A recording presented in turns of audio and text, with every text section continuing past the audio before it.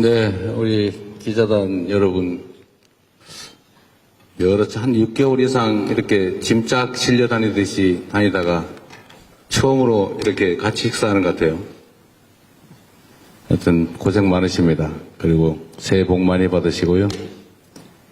좋은 보도를 통해서 우리 국민들에게도 대한민국에도 새로운 희망을 만들어 주시기 바랍니다.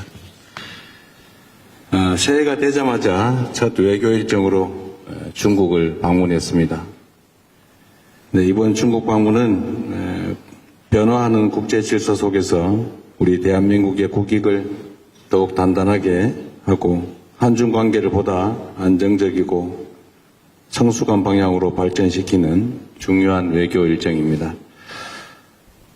우리 정부는 이념이나 진영이 아닌 오직 국민의 삶, 국가의 미래에 도움이 되는 실용 외교를 기준으로 외교 정책을 추진하고 있습니다. 중국은 우리에게 경제, 안보, 문화 모든 분야에서 매우 중요한 이웃 국가입니다. 시진핑 주석께서 저를 볼 때마다 똑같은 얘기를 반복하시는데 이사갈 수 없는 이웃, 그리고 뗄래야 뗄 수 없는 관계, 이런 표현을 자주 합니다. 실제로 그렇죠. 우리가 한중 관계는 정말로 서로에게 필요한 관계입니다. 그리고 불필요하게 서로를 자극하거나 배척하거나 또 대립할 필요가 없지요.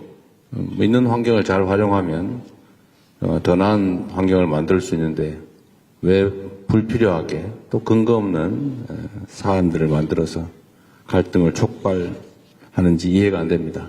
앞으로는 서로에게 도움되는 관계로 정말로 바꿔가면 좋겠다, 그런 생각을 합니다. 그리고 또 한중 관계라고 하는 게 많이 바뀌었습니다. 기본적인 토대가 과거에는 일종의 수직분업, 우리의 앞선 기술력 또 우리의 자본력을 가지고 중국의 토지와 저렴한 노동력을 활용한 수직적 분업이었다면 이제는 그런 시대가 갔죠. 수평적이고 호혜적인 협력 관계가 정말로 필요한 상태가 됐습니다. 경쟁할 분야는 또 경쟁하고 협력할 영역에서는 협력하는, 이를 통해서 실질적 성과를 만들어가는 게 중요하겠다는 생각을 합니다. 협력적 경쟁 또는 경쟁적 협력이 필요한 게 아닌가 싶습니다.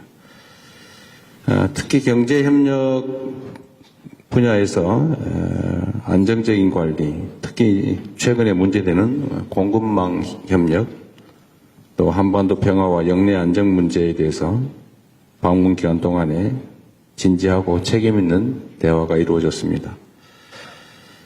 대한민국 정부는 한중 관계가 또 어느 한쪽으로 치우치거나 또는 감정에 좌우되지 않도록 상호 존중하고 또 각자 국익을 중심에 두는 원칙 위에서 관리해 나갈 생각입니다. 그리고 동시에 미국, 일본, 아세안, 유럽 등 주요 파트너 국가들과의 관계도 균형 있게 발전시키고 이를 통해서 대한민국 외교의 지평을 넓혀가겠습니다.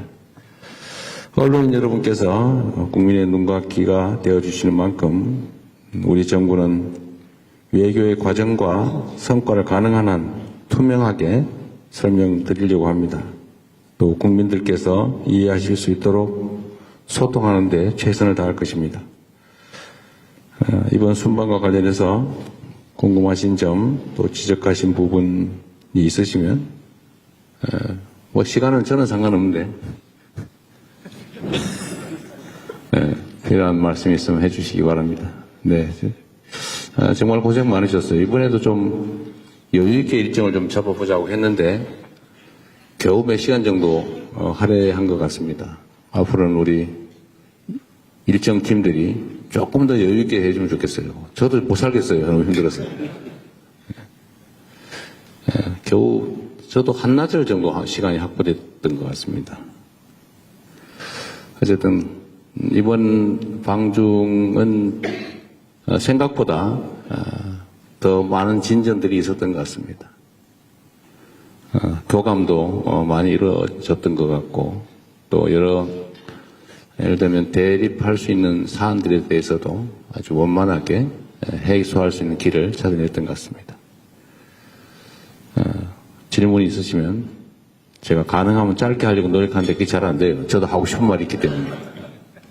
자주 말씀드리지만 기자 간담회라고 하는 게 경찰서 유치장이 취조하는 일은 아니어서 저도 설명을 하다 보니까 길어지고 있는데 또 이를 통해서 우리 국민들께서 직접 이 장면을 보시고 또 들으시면서 판단할 수 있는 여지를 또 갖게 되는 거니까 여러분도 이해를 해주시길 부탁드립니다. 자, 고맙습니다.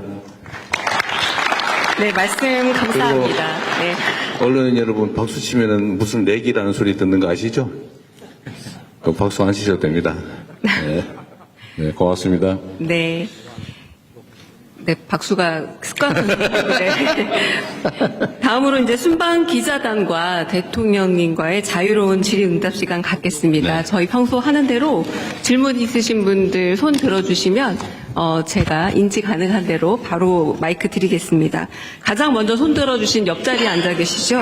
연합뉴스 임형섭 기자님 질문 먼저 받아보겠습니다. 여기 마이크, 이걸로 쓰셔야 돼요. 네, 여기 마이크가 있는 걸 그랬어요. 대통령님 새해 복 많이 받으십시오.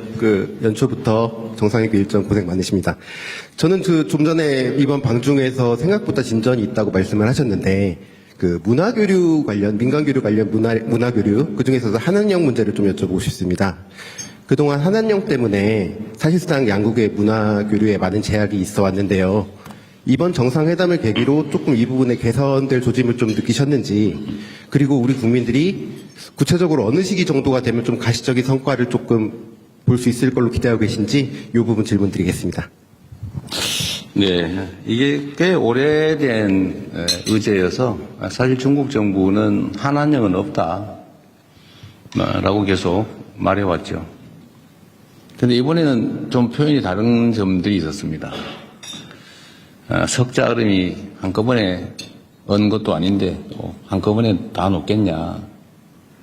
또 과일은 때가 되면 익어서 떨어진다.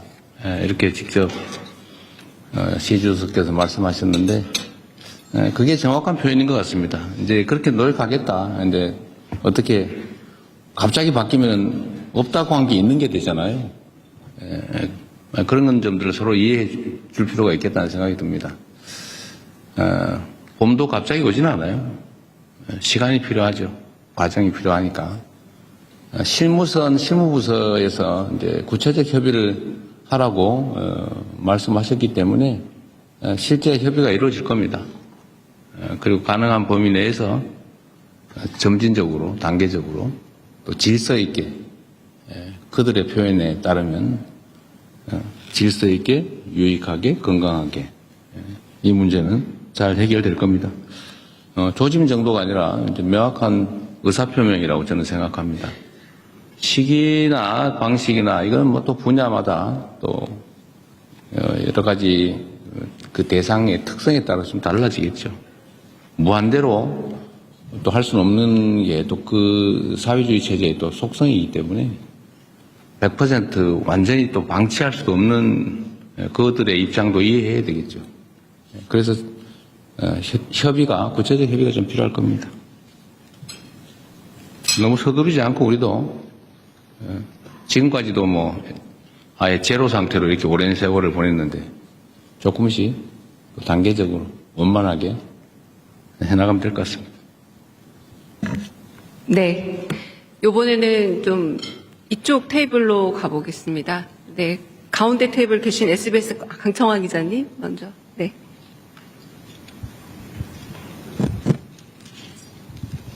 예, SBS 강청환 기자라고 합니다. 대통령 고생 많으셨습니다. 그리고 한중 정상회담에서 시진핑 주석께서 하신 말이 역사의 올바른 편에 서서 전략적 선택을 해야 한다라고 모두 발언에서 발언을 했는데 역사의 올바른 편이라는 말이 이제 중국에서 자주 쓰는 표현이긴 한데 최근에 이제 뭐 베네수엘라 사태라든지 중일 갈등도 심화되고 있고 이런 부분이 있어서 좀 의미하는 바가 있지 않나. 좀 시사하는 바가 있지 않나 하는 의도가 있는 발언이 아닌가라는 생각이 좀 들었는데 대통령께서는 좀 어떻게 들으셨고 또 회담에서는 또 그 관련된 어떤 이야기가 좀 나왔는지 여쭙고 싶습니다. 저는 그 말씀을 공자 말씀으로 들었죠. 착하게 잘 살자. 뭐 그런 의미로 저는 이해했습니다. 뭐 특정한 의미를 부여하고 싶은 의도가 있는지는 모르겠는데, 우리가 역사적으로 바른 편에 서기 위해서 노력해야 되는 거 맞지요. 그냥 뭐 그걸 특정 사안에 염두에 둔 것이라면 저로서야 뭐 특별히 또 거기 반응할 필요를 못 느꼈습니다. 그냥 공자 말씀이라서 그렇구나 이렇게 생각했습니다. 뭐 정상회담이라고 하는 게 대화라고 하는 게 그런 거죠. 이게 사담을 나누는 게 아니니까 각자가 하고 싶은 이야기를 하는 겁니다. 더군다나 공개석상에서 하는 얘기는 그냥 액면 그대로 받아들여주면 좋죠. 저도 저의 할 얘기를 했을 뿐이니까요. 그리고 뭐 내밀한 얘기들은 또 비공개 석상에서 하게 되는데 그 자리에서도 제가 이렇게 말씀을 드렸습니다. 각 국가의 핵심적 이익이나 중대 관심사에 대해서 당연히 존중해야 된다. 뭐 대한민국의 핵심 이익 당연히 존중받아야죠. 핵잠수함 문제 같은 그런 거 아니겠습니까? 또 중대 관심사에 대해서 존중받아야죠. 우리는 일본과의 관계도 또 중국과의 관계만큼 중요하죠. 그리고 제가 이 얘기도 명확하게 했습니다. 중국의 시진핑 주석은 중국의 국가적 이익을 위해서 최선을 다하고 대한민국 대통령 이재명은 대한민국 국익을 위해서 최선을 다하는 것 아니겠냐. 그러면서도 서로 필요한 부분에서 또 타협하고 조정해 나가는 것이 국가 간 관계다. 뭐 이렇게 직접 내가 말씀드렸죠. 각자가 해야 될 이야기를 하는 자리다. 이렇게 생각해 주면 되겠습니다. 네. 다른 질문 또 받아보겠습니다. 앞쪽 테이블, 이번에는 좀 제일 뒤쪽 테이블로 가볼까요? 9번 테이블이 저한테 가장 멀 것 같은데, 네. 한국일보 이성택 기자님? 네. 제일 멀리 계십니다. 네. 예, 대통령님 안녕하십니까. 새해 복 많이 받으십시오. 저 한국일보 이성택 기자입니다. 이번에 여러 가지 방중 성과가 있었다라는 평가가 나오고 있는데요.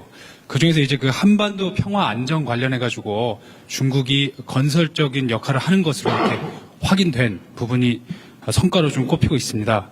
그리고 이제 이 과정에서 한중이 평화 구축을 위한 창의적 방안을 지속적으로 모색하겠다 이런 결론이 좀 도출됐는데요. 어떤 창의적 방안을 좀 생각하고 계신지 그게 또 한 가지 궁금하고요. 또 이거 연관된 질문인데 이번에 한중 정상회담 결과에서 한반도 비핵화 관련해서는 언급이 나오지가 않았습니다.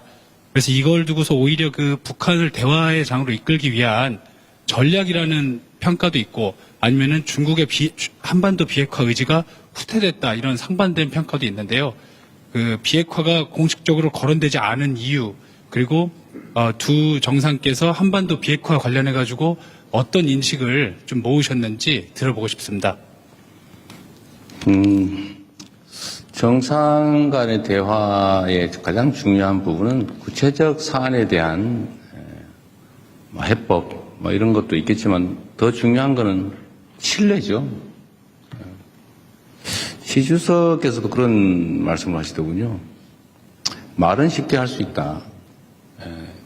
행동은 쉽지 않다. 제가 자주 하는 얘기이기도 하죠. 말이야 누가 못합니까? 다리라도 따다 줄 수 있지만 결국은 신뢰는 그렇게 쉽게 말로 확보할 수 있는 게 아니다. 한중 관계의 가장 기본적인 과제는 신뢰 회복이라고 생각해요. 정말로 상대 국가를 또 상대 국가 국민들을 인정하고 존중하느냐. 막 혐오하고 증오하면서 무슨 대화가 되겠습니까? 거래야 있을 수 있겠지만 거래는 누구나 할 수 있죠.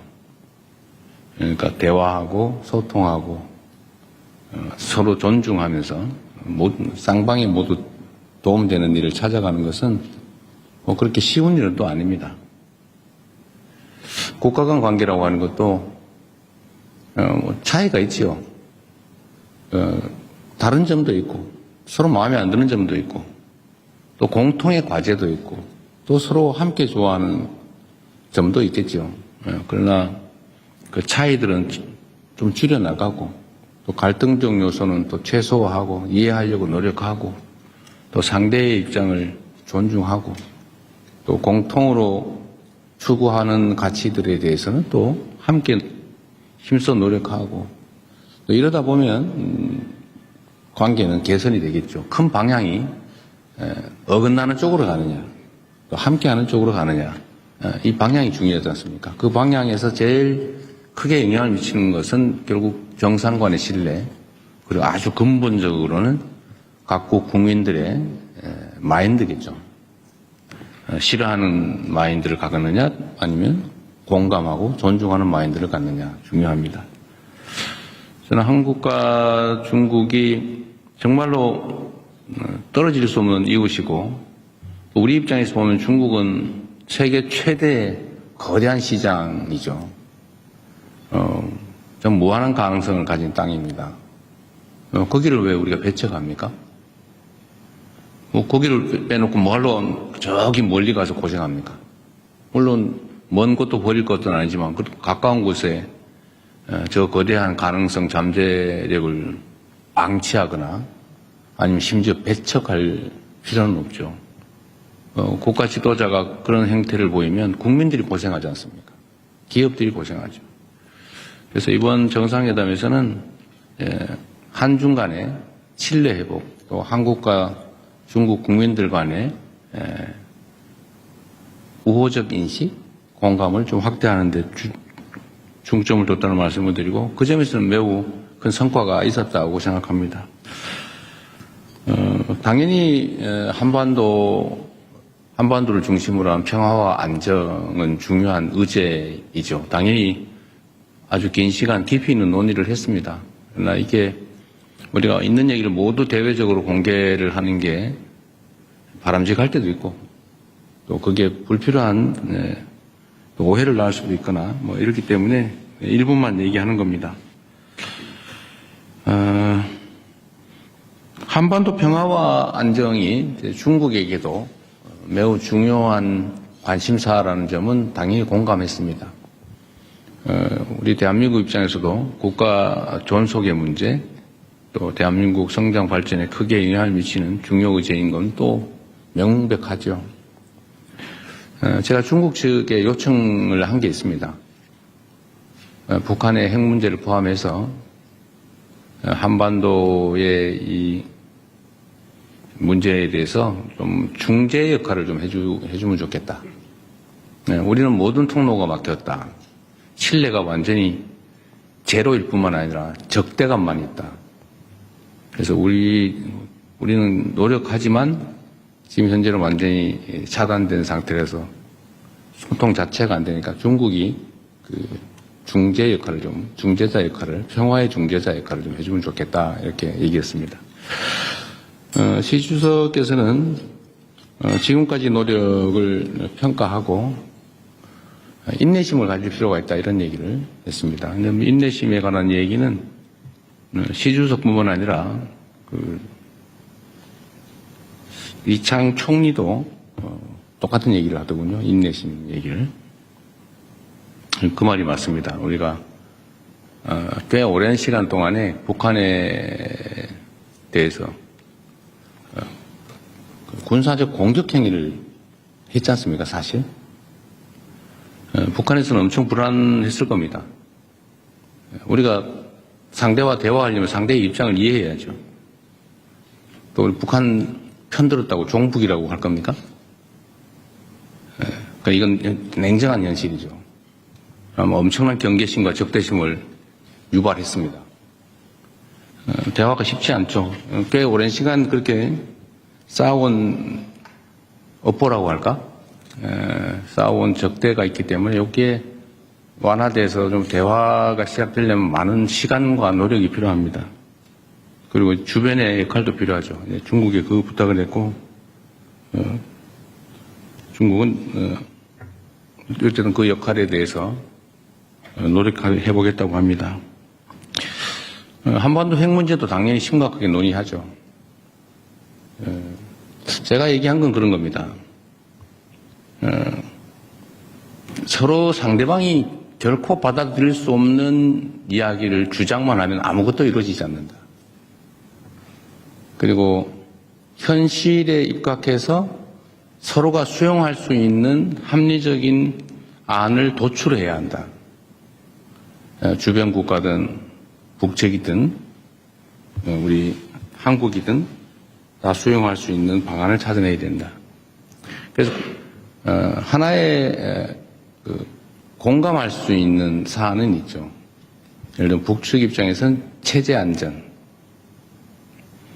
그리고 여기에 미국의 역할이 중요하다. 이거 중국 최고 지도자 모두가 똑같이 얘기하는 겁니다. 뭐 우리도 알고 있죠. 북미 관계가 중요하고 또 북측 입장에서는 여기서는 체제 안전의 문제가 제일 중요하다. 뭐 모두 알고 있는 사실입니다. 여기서 제가 좀 추가로 얘기한 거는 이런 거죠. 지금 이 상황이 계속 방치되는 것 자체가 동북아 또는 전 세계의 손해다. 어떤 손해냐? 끊임없이 핵무기는 추가 생산되고 있다. 끊임없이 대륙간 탄도 미사일 기술은 개선되고 있다.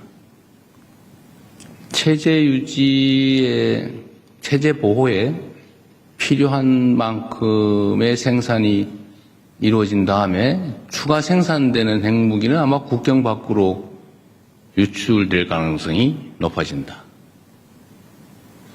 그게 전 세계의 평화와 안정에는 위해인 게 분명하죠. 그게 누구에게 도움이 되느냐? 아무에게 도움이 안 되죠. 또 한반도는 장기적으로는 비핵화해야 되지만 북한 정권 입장에서 지금 핵을 없애는 걸 동의할 수 있겠냐? 뭐 그렇게 하면 좋지요. 근데 되겠냐? 수용할 수 있을까? 제가 보기에는 불가능하다고 생각됩니다. 그럼 방치할 거냐? 결국 여기서 실현 가능한 모두에게 도움되는 길을 찾아내야죠. 그래서 중단하는 거, 현재 상태에서 중단하는 거, 추가 생산을 하지 않고 국외로 핵물질을 반출하지 않고 더 이상 ICBM 개발을 하지 않는 것만도 이익이니까 그 이익을 포기하는 보상 또는 대가를 지급하고 일단 할 수 있지 않냐. 일단. 단기적으로. 그리고 여기 어느 정도 되면 중기적으로 좀 감축해 나가자. 그리고 좀 길게 봐서 한반도, 핵 없는 한반도, 이거는 포기하지만 말아야 한다. 장기적인 목표로. 그래서 이 단기, 중기, 장기 목표를 가지고 우리가 접근해보자. 이때까지 맨날 얘기했던, 우리가 제안했던 안이죠. 이 점을, 이 진정성에 대해서 북측에 좀 충실하게 설명을 해달라. 라는 부탁을 했습니다.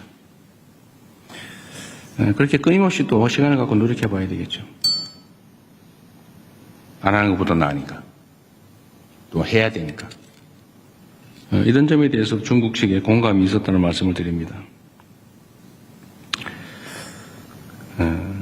정말로 많은 노력이 필요해요. 그리고 여기에는 우리 대한민국 국민 여러분의 또 인내와 이해도 필요합니다. 여기에 자꾸 정략적인 이유를 붙여서 자꾸 흔들고 발목 잡고 이러면 아무것도 안 됩니다. 점점 더 상황은 나빠질 뿐이죠. 상황 개선을 위해서 좀 힘을 모아주시면 좋겠다는 말씀을 드립니다. 네, 뭐 중요하고 복잡한 의제에서 말이 좀 길었네요. 네, 말씀 잘 들었습니다. 이번에는 제 마음대로 여성 기자분에게 좀 우선권을 드리겠습니다. KBS 손서영 기자님. 네.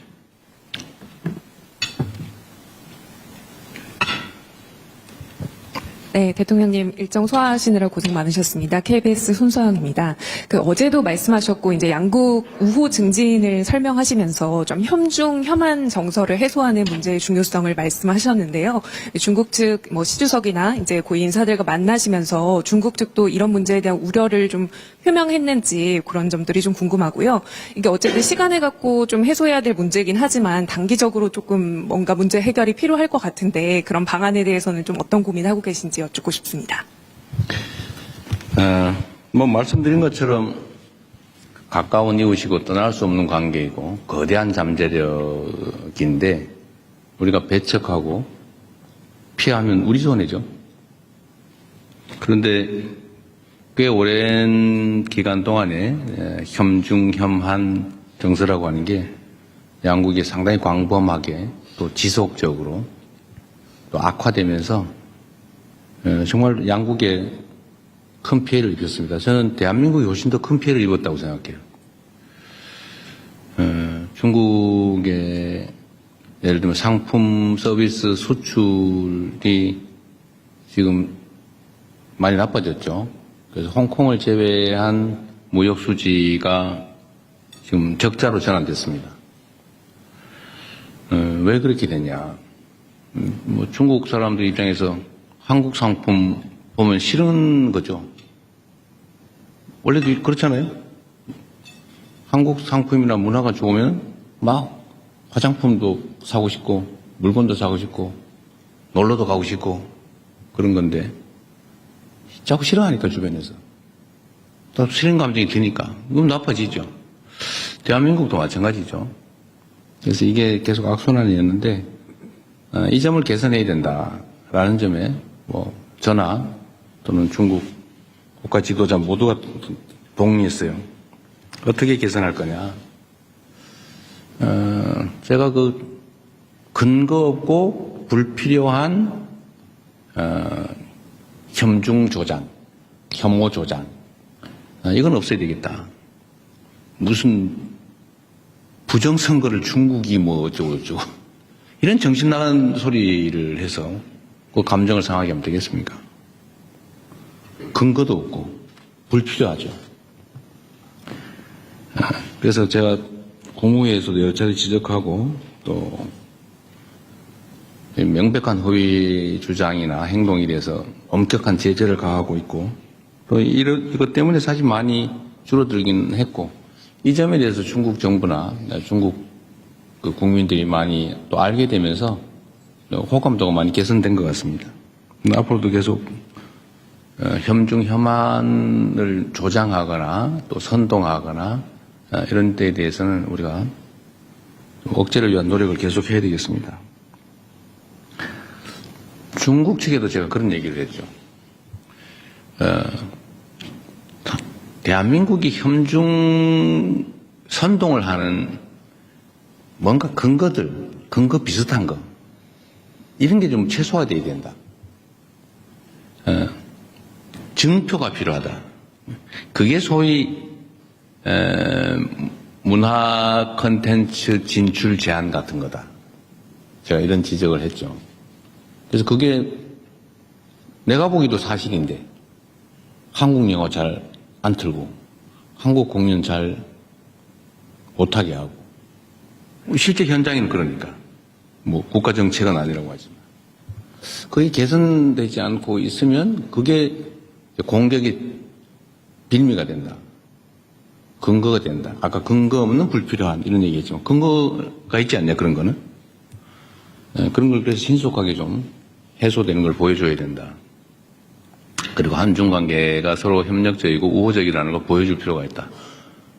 그래서 제가 이것도 지방 균형 발전 차원에서 우리나라 사람들이 팬더 좋아하는데 저 광주에 우치동물원이라고 국가 제2동물원이 있대요. 국가동물원이 있는데 거기 제2동물원이 있답니다. 그래서 저 지방에 국가동물원이니까 광주 우치동물원에 팬더나 한 쌍 보내주면 어떻겠냐. 그건 실무 협의를 한번 해보기로 해서 지금 아마 하고 있을 겁니다. 그래서 이런 근거들이 좀 필요하다. 그래서 혐중 혐한 정서 문제는 이제 각 국가 차원에서 좀 해소하기 위한 구체적인 또 실질적인 노력이 필요하다는 점에 서로 공감하고 앞으로 실제로 진척이 좀 될 겁니다. 제가 이 점도 이제 중국 측이 얘기를 해줬는데 이게 계속 이제 중국에 대한 악감정 계속 늘어나고 있었거든요. 좋아하냐 싫어하냐 이런 거 물어보잖아요, 국민들한테. 근데 이게 이제 좀 방향이 전환이 됐어요. 작년 아마 제가 취임한 이후부터 좀 전환이 되는 것 같습니다. 이게 아마 여러분도 보셨을 텐데 여론조사상으로 중국에 대한 국가 인식이 개선이 됐어요. 중국 국민들에 대한 그 인식도 많이 또 개선됐다고 합니다. 다행스럽죠. 이제 방향을 좀 바꿨으니까 많이 개선되지 않을까 싶고 좀 가속도를 붙여야 되겠다는 생각하고 있습니다. 여러분도 좀 도와주시기 바랍니다. 네, 다음 질문 또 받겠습니다. 여기 좀 안간 또 저쪽으로 좀 한번 가보겠습니다. 네, 동아일보 박훈상 기자님. 네.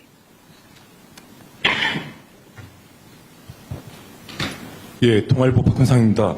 그 한중 양국 정상이 매년 만남을 이어가자는 공감대를 형성했다고 하는데 어떻게 공감대를 만드셨는지 그리고 매년 회담을 어떤 방식으로 진행하실지 궁금합니다. 그리고 상무장관 회의 정례와 군 소통도 복원하기로 했는데 사드 이후 끊어진 한중 소통 채널 복원이 어느 정도 됐다고 보시는지 그리고 더 강화해야 할 한중 협력 채널은 어떤 분야라고 보시는지 궁금합니다. 일단 정상간 1년에 한 번 정도는 보면 좋겠다고 얘기했더니 뭐 좋은 생각이라고 하셨고 다만 이런 얘기를 하시더군요. 꼭 한 번 오고 한 번 가고 꼭 그렇게 해야 되냐. 그래서 저는 괜찮다고. 그래서 아마 그런 생각을 한 게 아닌가 싶어요. 올해 에이펙 때문에 제가 중국을 가면 또 만나게 될 가능성이 많죠. 따로 양자회담을 하게 될 가능성이 많은데 그러면 형식적으로 따지면 이제 시 주석이 이제 와야 되는 거죠. 근데 아마도 좀 쉽지 않을 수 있어요. 그 일정이라고 하는 게. 그럼 우리는 또 그런 거 따지잖아요. 한 번 왔으면 한 번 가고 막 그래야지. 그래서 제가 그런 거 신경 안 쓰고 제가 가겠다고. 그래서 자주 오라고 하시거든요. 자주 연락하고 자주 방문하면 좋겠다. 좀 그 얘기는 좀 어렵게 아주 표현을 했습니다. 좀 말하기 좀 어려웠던 것 같아요. 좀 꼭 뭐 왔다 갔다 그렇게 해야 되는 거 아니지 않냐 그렇게 얘기해서 제가 편할 때 우리가 가는 방향으로 해도 된다 이렇게 얘기했습니다. 가급적이면 1년에 한 번 이상은 한번 직접 만날 생각입니다. 고위급 대화도 계속 이제 확대해야죠. 다른 분야는 뭐 외교 분야든 통상 분야, 산업 분야 또는 학술 분야, 뭐 지방 정부 차원 뭐 이런 거 있는데 정당 간 대화도 좀 실제로 하자는 얘기를 했고 또 필요하면 군사 분야 이 분야도 좀 대화 격을 좀 높일 필요가 있겠다. 그리고 저는 이제 그 얘기도 했죠. 대화도 대화인데 실질적인 협력을 좀 하자. 특히 이제 수색 구조 합동 훈련 같은 건 좀 필요하거든요. 서해상에서. 이게 갑자기 대형 해난 사고가 발생할 수 있는데 그 예를 들면 경계 지점에 애매모호하면 좀 그렇잖아요. 그럴 경우에 그런 거 따지지 말고 양국 해군이 합동으로 수색 구조는 할 수 있게 평소에 좀 훈련해 놓는 게 좋겠다. 인도적 차원에서. 그 얘기는 답을 못 들었어요. 어쨌든 우리 입장에서는 각 분야에 또 각 급별로 대화를 좀 확대하다는 입장이고 중국 측도 그 점에 대해서는 공감이 있었습니다. 최대한 많이 소통할 필요가 있겠다 생각합니다. 네. 네, 다음 질문은 좀 뒤쪽 테이블로 넘어가겠습니다. 제가 이제 잘 안 손이 보이기. 왜 이리 많습니까? 네, 제가 잘 안 보이기 시작하는데 그냥 짚겠습니다. 빨리빨리 하세요 그냥. 네, 한재영 기자님. 다음에 저 뒤쪽으로 가겠습니다. 죄송합니다. 가능하면 여성들한테 기회를 많이 주세요. 알겠습니다. 너무 비중이 안 맞아요. 네, 안녕하십니까. 저 한국경제신문 한재영입니다. 그 중국 정부가 어제 일본으로 향하는 이중용도 물자에 대해서 수출 통제 조치를 발표를 했습니다. 이제 다카이치 일본 총리의 최근 이제 대만 관련 발언을 이제 문제를 삼은 것으로 보이는데요. 이 지정학적 기반의 정치 갈등이 이제 경제 통상 영역으로 좀 확산이 되는 것으로 보입니다. 우리나라도 연관이 간접적으로 있을 수도 있다고 보는데요. 중국의 이번 조치를 대통령께서는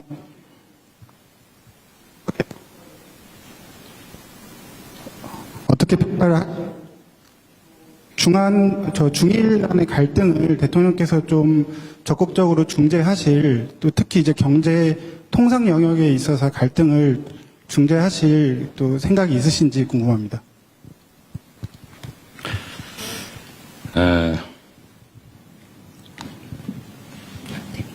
어른들도 뭔가 실제 이유가 있어서 다툴 때 옆에 끼어들면은 양쪽으로부터 미움받는 수가 있는데, 상황을 잘 보고 정말 우리의 역할이 필요할 때, 그게 또 실효적일 때, 의미 있을 때 하겠지만, 지금은 우리가 할 수 있는 게 매우 제한적으로 보여집니다.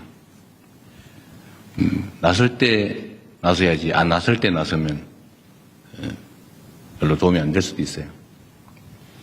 자, 때가 되면, 또 상황이 되면 또 할 수 있는 역할을 찾아보겠습니다. 수출 통제 관련된 보도는 저도 어제 봤는데, 이 동북아시아의 평화와 안정, 또 연대와 협력은 매우 중요하죠. 또 한편으로 우리는 안타까운 역사를 가지고 있습니다. 또 그 안타까운 역사 때문에 우려도 많지요. 역사적 경험이라고 하니 그렇지 않습니까? 그래서 이 지금 문제된 수출 통제 문제는 매우 복합적이고 뿌리가 깊죠. 그래서 그냥 하나의 현상처럼 보이지만 그 현상만으로는 설명할 수 없는 매우 복잡한 문제입니다. 일단은 원만하게 신속하게 잘 해결되길 바랍니다. 그리고 이게 또 단기적으로 보면 우리가 가공 수출하는 데에 또 연관이 있을 수 있죠. 꽤 복잡합니다. 또 장기적으로 볼 때 이게 어떤 영향을 미치게 될지도 속단하기가 어렵죠. 일단은 상황을 예의주시하고 우리가 어떤 상황을 직면하게 될지 이 점에 대해서 면밀하게 점검하는 그런 단계다. 구체적으로 여기에 대해서 이렇게 하겠다 저렇게 하겠다 말하기가 좀 쉽지 않은 상황입니다. 잘 해결되기를 바란다는 말씀 드리는 걸로 일단은 넘어가겠습니다. 네. 이번에 여성 기자분, 네. 장윤선 기자님, 네. 네, 대통령님 고생 많으십니다. 새해 복 많이 받으십시오. 네, 질문 드리겠습니다. 길거리 중계하다가 제재당했다는 소문이 있던데. 네, 맞습니까? 그 소문이 거기까지 갔습니다. 네, 별걸 다 제재. 듣고 있어요. 네, 사실 인민대회당에서 시진핑 주석과 셀카를 찍으신 세계 최초의 정상이 아닌가라는 생각이 좀 듭니다. 대통령께 여쭙고 싶은 것은 좀 정치적 상상력과 관련된 것인데요. 사실 우리는 5년마다 대통령이 바뀌기 때문에 지난 30년 한중 관계를 결산해 볼 때 처음에는 발전기였다가 조정기를 거쳐서 사실상 갈등기를 거쳤습니다.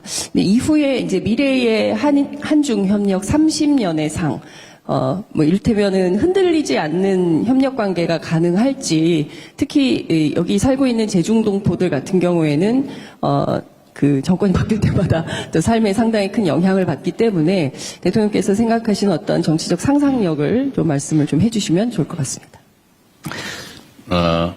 대한민국의 이 5년 단임제, 이 점에 대해서 사실은, 중국도 관심을 보이기도 했어요. 어떤 거냐면, 이거 지속성을 담보할 수 있냐. 뭐 그런 얘기예요. 사실 그 말도 일리가 있죠. 앞으로 어떻게 될지 어떻게 아냐. 그런 거예요.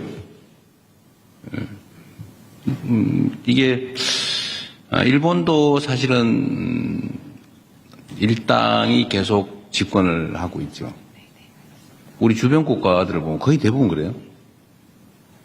근데 우리는 이제 어쨌든 5년 단임제인데, 과거에는 그런 진폭이 그렇게 크진 않았던 것 같습니다. 그러면 뭐, 김대중, 뭐, 김영삼, 노태우, 뭐, 이렇게 쭉 흘러온 그 과정들을 보면 그렇게 진폭이, 특히 대외 관계에서는 진폭이 크지 않았던 것 같아요.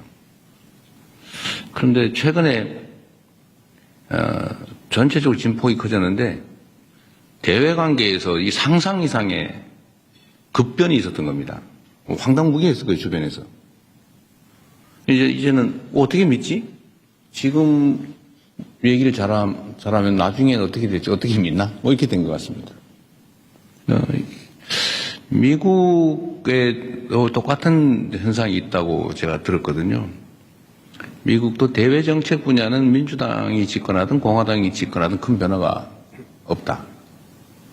그리고 외교 안보 분야에 관한 한 큰 차이가 없다.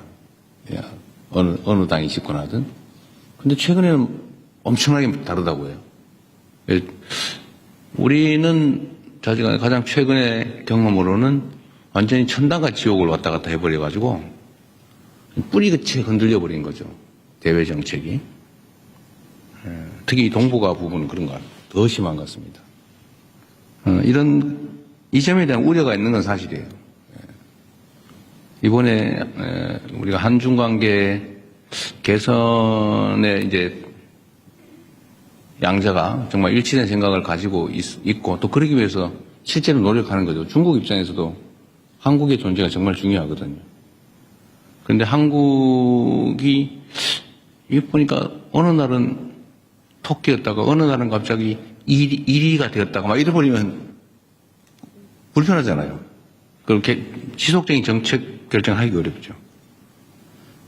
그러면 어떡하겠어요? 할 수 없지. 운명이죠. 그래서 제가 이 점에 대해서 이렇게 얘기를 했습니다. 물론 그런 불안정함 때문에 정책 결정이나 국가 간 관계를 수립하는데 참 어려움이 있는 건 이해한다. 그러나 특히 한반도 평화에 관한 문제라면 지금이 기회다. 그런 면에서. 그리고 그거를 제도화하면 된다. 쉽게 뒤집지 못하게 제도화하면 된다. 이건 그것까지만 얘기했죠. 제도화 방법은 여러 가지겠죠. 입법을 해놓든지, 아니면 조약을 맺어놓든지, 문서상 번복할 수 없는 합의를 해놓는다든지, 이러면 이제 마음대로 못 뒤집죠. 그런 방법도 있다. 지금이 어쩌면 기회다. 미국 대통령도 매우 실용적인 사람, 현실주의자, 실용주의적인 사람이고 한반도 핵 문제를 현실적으로 실용적으로 해결할 생각을 가지고 있는 사람이고 나도 그렇고 중국도 그랬으면 좋겠고 이런 측면에서 좋은 기회 아니겠냐 이런 얘기를 했던 겁니다. 5년 단임제예요. 대한민국 헌법이 그런데 뭔 상상을 합니까? 그냥 가는 거지. 네. 그러나 저는 그런 걸 믿죠. 이건 국민의 바다, 민중의 바다, 이 민중의 강물 위에 떠 있는 배 같은 존재가 정치고 권력이니까 그 큰 흐름, 대한민국 국민의 집단 지성이 가지고 있는 생각이나 판단은 크게 바뀌지 않을 거다. 더군다나 이번 내란 사태를 겪으면서 그냥 맡겨놓으면 안 되겠구나 라는 생각도 했을 거기 때문에 어떤 체제가 되든 간에 우리 국민들이 기대하고 또 원하는 세상을 향해서 좀 부침 흔들림은 있겠지만 계속 나아갈 거라고 믿습니다. 네. 네, 감사합니다. 순방기자단 오찬 간담회 사전 행사, 공개 행사는 아쉽게도 그냥 여기서 더 하세요. 방송 시간이 45분으로 정해져 있다라고 누구 합니다. 법으로 막은 것도 아닌데 뭐 네. 기회를 주세요. 우리 그러면은 네, 두 분 정도 제가 더 기회를 드리겠습니다. 더 주세요. 괜찮아. 짧게 더 할게. 나도 짧게 드리겠습니다. 얘기할게요. 그럼. 저기 네, 먼저 이슬기 기자님 먼저 네.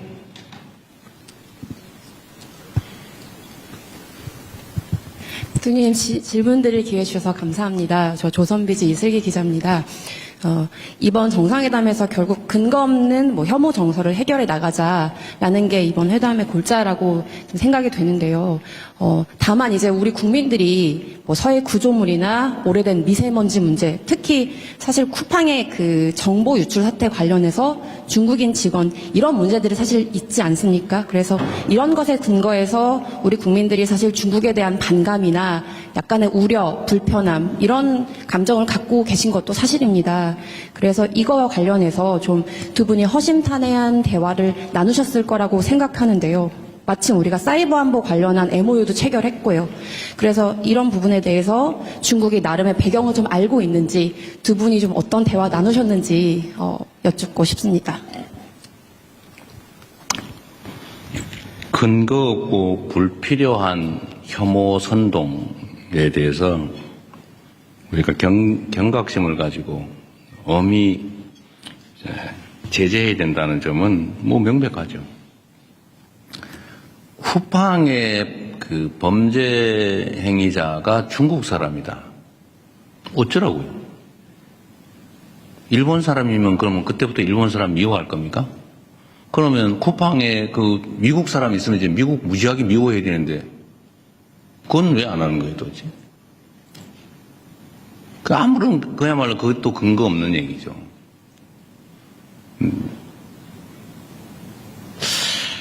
미세먼지 문제는 사실 우리 국민들께서는 좀 잊어버리고 있었을 가능성이 꽤 있죠. 예를 들어 한참 심할 때 이게 뭐 중국 발이냐 아니면 뭐 어디 발이냐 몇 퍼센트가 중국 거냐 가지고 막 싸우고 그랬잖아요. 저도 그 누구하고 싸웠던 기억이 있는데 방송에서. 근데 이런 걸 가지고 감정적으로 대응할 일은 아니죠. 근데 중국이 어쨌든 재생에너지로 신속하게 전환하면서 정말 놀라울 정도로 빠르게 어쨌든 미세먼지 문제에 대응을 한 것 같습니다. 이건 뭐 제가 그냥 기억나서 우리 이 상하이시 시장이 환경부 장관을 했고 또 환경공학자고 제가 이제 자료를 보다 보니까 그리고 젊은 나이에 북경시장을 했어요. 그리고 지금 상해시장을 하고 있는데 북경시장을 하면서 이 북경의 환경 문제, 이 미세먼지 문제를 어쨌든 아주 강력한 드라이브를 걸어가지고 짧은 시간에 엄청난 개선을 이뤄낸 겁니다. 그리고 그런 점에서 실력자죠. 능력자인데 그 얘기를 제가 칭찬하다 보니까 그 얘기를 하게 된 거예요. 왜냐하면 이게 무슨 한중 혐오 정서의 원인이라서 한 얘기는 아니고 서해 문제 가지고도 이렇게 뭐 이상하게 또 왜곡해서 뭐 서해를 뭐 상납을 했느니 이런 이상한 또 주장하는 사람이 있는 것 같은데 이 서해 구조물 문제는 사실은 서해에 이제 각자의 고유 수역이 있고 그 중간쯤에 공동 관리 수역이 있어요. 근데 공동 관리 수역을 사실은 이제 선을 그어가지고 관할을 나눠버리면 깔끔한데 그 중간을 공동 관리로 남겨놓은 겁니다. 이제 이거를 선을 그어버리면 제일 깨끗해요, 우리 입장에서. 근데 그 공동 수역 중에서 중국 쪽 경계에 붙여서 살짝 넘어온 거예요. 이 중간에 뭐 와가지고 아니면 그 중간에서 오른쪽으로 우리 쪽으로 와 있는 그런 게 아니고 위치가. 그 중국은 우리한테 그러는 거예요. 거기 들어온 물고기 있는 것도 아니고 진짜 물고기다. 양식하는 거다. 회유하는 좀 양식장인데 뭘 그러냐. 그런데 어쨌든 우리로서는 왜 일방적으로 하냐라고 이제 문제를 삼는 거죠. 그리고 지금 지금 양식장 시설이 2개 있다 그러고 그걸 관리하는 시설이 또 있다 그래요. 근데 관리하는 시설은 그건 철수할게 이래가지고 아마 옮기게 될 것 같아요. 일단 그건 옮기자. 그걸 자꾸 논란이 되니까. 그런데 우리 입장에서는 그냥 편하게 중간을 정확하게 그냥 그어버리자. 당신들 마음대로 써라. 그 안에서. 지금 그 얘기를 이제 실무적으로 하기로 한 거예요. 그럼 깔끔하잖아요. 그리고 그 선에서 우리 쪽으로 넘어오는 것도 아니고 그쪽에 실제 그쪽 수역에 근접해 있는 공동 수역인데 그래서 깔끔하게 정리합시다. 라고 한 겁니다. 그렇게 하기로 했어요. 이제 어떻게 할지 실무 협의를 하기로 했습니다. 그래서 문제의 원인을 제거하자. 이렇게 정리하면 되죠. 근거 없고 필요 없는, 불필요한 이런 문제는 정말 우리 언론 여러분께서도 정리들을 가끔씩 한 번씩 해주세요. 중간적 입장에서. 언론이 입장이 중요하잖아요. 누구 편 들어가지고 왜곡 조작하려고 하는 게 아니지 않습니까? 정치 집단도 아니고. 정치 집단이 그러는 거야 이해하지만.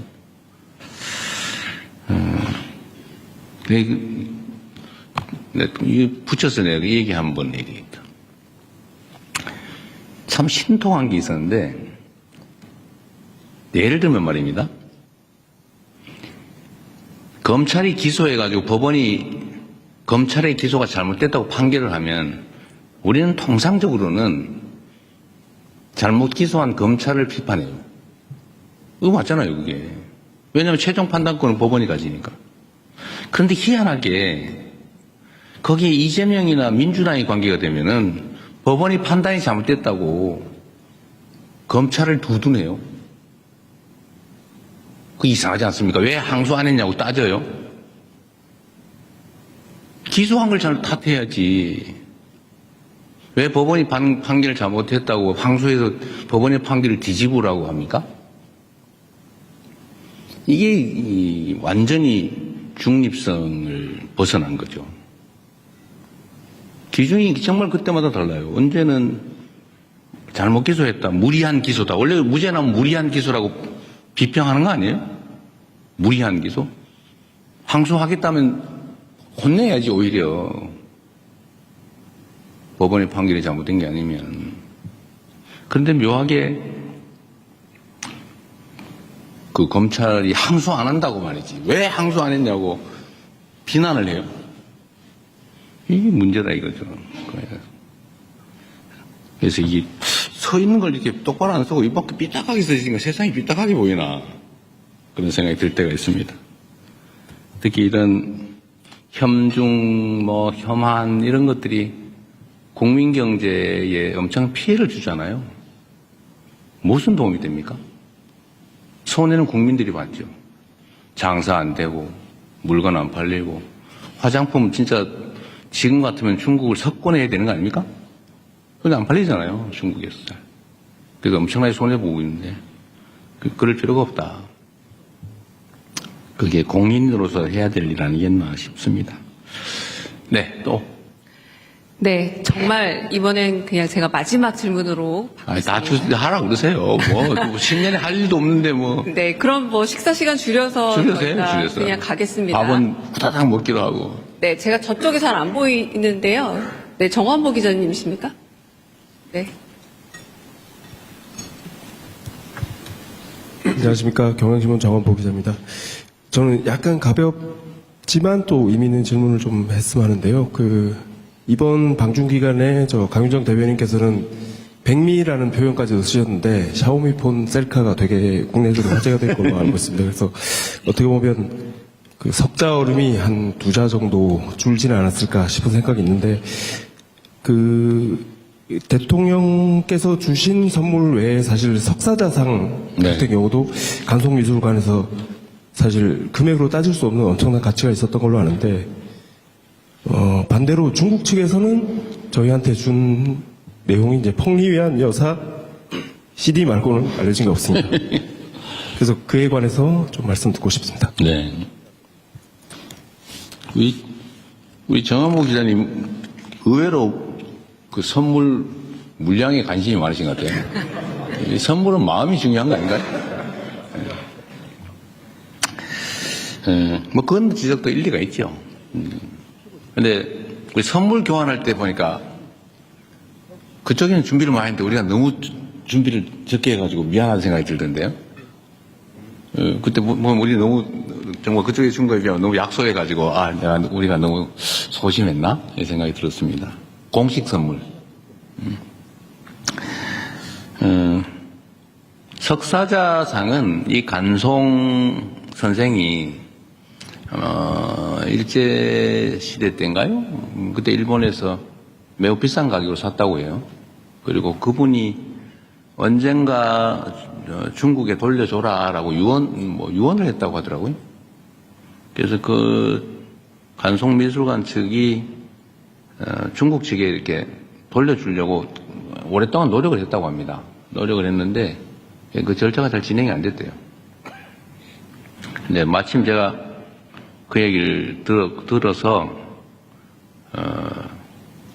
중국 측에 돌려주자. 이게 이 한중일 동북아의 이 역사 문제는 사실은 저는 이제 현실이 너무 어려우니까 좀 과거는 직시하되 미래를 향해 가자라고 해서 그걸 일부러 막 부각하거나 그러고 싶지는 않은데 그래도 제자리를 좀 찾아주자. 서로 각자가 있을 자리에 있자라는 의미로 관송미술관이 굳이 뭐 돌려주고 싶다는데 이번에 그냥 우리도 좀 생색도 좀 내자라고 해서 제가 좀 밀어붙여가지고 급하게 추진된 거예요. 근데 중국 측에서 그 전문가들이 뭐 몇 명이 와가지고 급하게 왔어요. 왜냐하면 진짜인지 아닌지 감식을 해야 되니까. 와서 확인을 하더니 진짜라고. 이게 왕궁에 비치돼서 이게 뭘 지키든 애군을 막든 그게 맞다. 이 성체 재질도 그렇고 기법도 그렇고 맞다. 그래서 이제 급하게 실물은 못 주고 돌려주는 사진만 찍어 돌려주는데요. 저는 이게 이제 각자 제자리에 라고 하는 걸 좀 상징적으로 보여주고 싶었죠. 중국도 중국이 우리한테 줄 거는 내가 보니 아무 사례가 없더라고요. 뭐 있으면 그래서 푸바오라도 줘라. 제가 그렇게 한 겁니다. 푸바오라도 빌려줘라. 우리가 뭐 중국에서 우리 걸 뺏어간 건 또 뭐 가져간 거 없으니까 별로.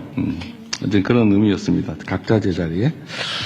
그 샤오미폰은 이거 가지고 또 왜 중국 물건 선전해 줬냐, 뭐 친중이냐 또 뭐 그런 사람 있는 것 같아요. 일부가 공연히 하는 소리고, 그 샤오미폰은 어쨌든 시 주석이 우리한테 선물로 줄 때 저한테 한 얘기도 있죠. 이거는 디스플레이는 한국산이다. 그리고 중국하고 이게 일종 협력의 산물이다. 한중 협력의 산물이다라고 하면서 약간 구기종을 준 거예요. 아마 신기종은 디스플레이를 한국산 안 쓴 것 같아요. 예, 그건 못 주고. 예, 그래서 한국산이 들어있는 약간 구기종 그걸 선물로 준 것 같습니다. 한중 협력하자. 예, 협력하면 좋지 않냐. 같이 물건 만들어서. 예, 이런 취지로 준 거죠. 그래서 거기에서 그리고 제가 또 약간 험한 농담을 해가지고. 근데 기분 나빴을 수도 있는데, 그것도 잘 받아줬죠. 그래서 그 기억도 있고, 카메라가 좋대요, 그게 또. 근데 진짜로 제가 해보니까 카메라 성능이 많이 좋더라고요. 그래서 기왕이면 또 우리 셀카 하나 찍어 놓으면 더 좋잖아요. 그래서 일부러 제가 개통해가지고 가지고 왔습니다. 기회 되면 한번 찍어 놓으려고. 마침 기회가 돼서 찍었는데 내가 사진 찍는 그 장면을 또 누가 찍어가지고 잘 된 것 같아요. 재밌었습니다. 너무 물건 값에 너무 연연하지 말자.